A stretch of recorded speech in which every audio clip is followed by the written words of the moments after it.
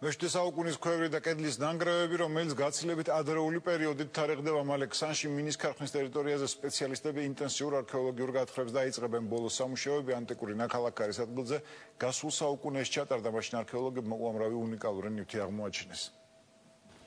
ახალი წელთაღრიცხვით მე-7 საუკუნის ქვევრი მინის ქარხნის თანამშრომლებმა შემთხვევით აღმოაჩინეს. ძლიერი წვიმების შედეგად ქარხნის ჩრდილოეთ კედელთან მიწა ჩამოწვა და ორი ქვევრის ფრაგმენტი გამოჩნდა. ვიზუალური დათვალიერების შემდეგ ქვევრების გარდა არქეოლოგებმა ძველი წელთაღრიცხვით მეორე საუკუნის კედელსაც მიაკვლიეს.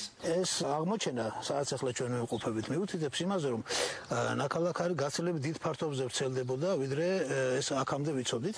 აქვე ოდნავ მოშორებით თავის დროზე ჩვენ სამნავიანი ბაზილიკა გავთხარეთ, რომელიც სამწუხაროდ დღეს აღარ არსებობს, ისე რომ არ არის გამორიცხული ეს მარანი ამ ბაზილიკასთანაც იყოს დაკავშირებული.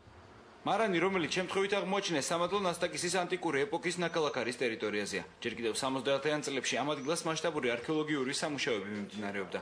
მაშინ გათხრების შედეგად სპეციალისტებმა მიწიდან უამრავი ისტორიული ღირებულების ნივთი ამოიღეს, მათ შორის თიხის, ბრინჯაოსა და შუშის ნაკეთობები. ქართულ არქეოლოგებს მიაჩნიათ, რომ ახლო მომავალში ექსპედიციების დაფინანსებით შესაძლოა კერძო სექტორიც დაინტერესდეს. აუცილებლად უნდა გაითხაროს, იმიტომ რომ ეს არის სრულიად ახალი მოვლენა ქართულ არქეოლოგიაში. კერძოდ ის, რომ თუ ძველად მხოლოდ ბიუჯეტი აფინანსებდა არქეოლოგიას, ის დრო წავიდა. ეხლა უნდა კერძო ინიციატივა გამოჩნდეს და კერძო დაწესებულებებმა დაიწყოს ამის დაფინანსება. ეს არის ერთ-ერთი პირველი ამისთანა ფაქტი.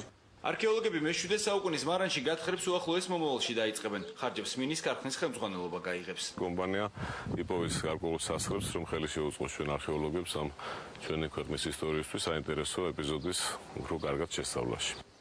მე-7 საუკუნის მარნის ტერიტორიაზე გათხრების დასრულების შემდეგ სპეციალისტები უკვე ზუსტად განსაზღვრავენ, მარანი ეკლესიას თუ რომელიმე იმ პერიოდის სარჩინებულ ოჯახს ეკუთვნოდა.